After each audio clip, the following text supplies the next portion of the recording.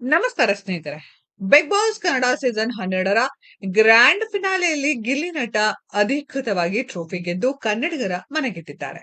ಜನವರಿ 18, 2026ರಂದು ನಡೆದ ಫಿನಾಲೆಯಲ್ಲಿ ಗಿಲ್ಲಿ ಭರ್ಜರಿ ಮತಗಳೊಂದಿಗೆ ವಿನ್ನರ್ ಆಗಿ ಹೊರಹೊಮ್ಮಿದ್ದು 50 ಲಕ್ಷ ಬಹುಮಾನ ಹಣ, ಹೊಸ ಎಸ್ಯುವಿ ಕಾರು ಮತ್ತು ಹೋಸ್ಟ್ ಕಿಚ್ಚ ಸುದೀಪ್ ಅವರಿಂದ 10 ಲಕ್ಷ ಗಿಫ್ಟ್ ಪಡೆದಿದ್ದಾರೆ. ರಕ್ಷಿತಾ ಶೆಟ್ಟಿ ಮೊದಲ ರನ್ನರ್ ಅಪ್ ಆಗಿದ್ದಾರೆ. ಅಶ್ವಿನಿ ಗೌಡ ಎರಡನೇ ರನ್ನರ್ ಅಪ್ ಸ್ಥಾನ ಪಡೆದಿದ್ದಾರೆ.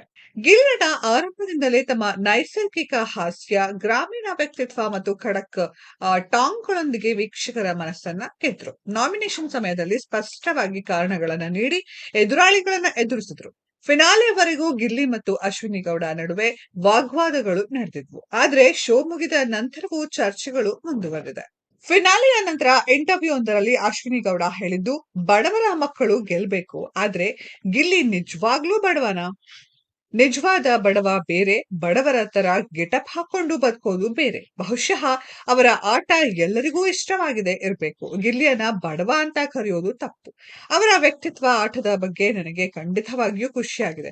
ಅವರಿಗೆ ಒಳ್ಳೆದಾಗ್ಲಿ. ಬಡವ ಎನ್ನುವ ಸ್ಟ್ರಾಟಜಿಯನ್ನ ಇಲ್ಲಿ ಬಳಸುವುದು ತಪ್ಪು. ಈ ಹೇಳಿಕೆ ಸಾಮಾಜಿಕ ಜಾಲತಾಣದಲ್ಲಿ ವೈರಲ್ ಆಗಿದ್ದು, ಗಿಲ್ಲಿ ಅಭಿಮಾನಿಗಳು ಅಶ್ವಿನಿ ವಿರುದ್ಧ ತೀವ್ರ ಆಕ್ರೋಶ ವ್ಯಕ್ತಪಡಿಸಿದ್ದಾರೆ.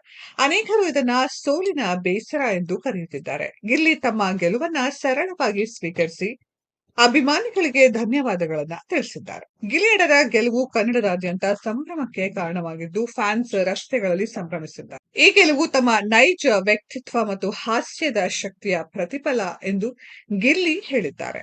ಸ್ನೇಹಿತರೆ, ಅಶ್ವಿನಿ ಗೌಡ ಅವರ ಈ ರೀತಿಯ ಸ್ಟೇಟ್ಮೆಂಟ್ ನಿಮ್ಗೆಲ್ಲ ಏನನ್ಸುತ್ತೆ ಅನ್ನೋದನ್ನ ಕಮೆಂಟ್ ಬಾಕ್ಸ್ ಅಲ್ಲಿ ಕಮೆಂಟ್ ಮಾಡಿ. ಈ ವಿಡಿಯೋ ಇಷ್ಟ ಆಗಿದ್ರೆ ಲೈಕ್ ಮಾಡಿ, ಶೇರ್ ಮಾಡಿ, ಚಾನೆಲ್ ನ ಸಬ್ಸ್ಕ್ರೈಬ್ ಮಾಡಿ, ಪಕ್ಕದಲ್ಲಿ ಇರೋ ಬೆಲ್ ಐಕಾನ್ ನ ಹಿಟ್ ಮಾಡಿ. ಮುಂದಿನ ವಿಡಿಯೋದಲ್ಲಿ ಭೇಟಿಯಾಗೋಣ. ಧನ್ಯವಾದಗಳು.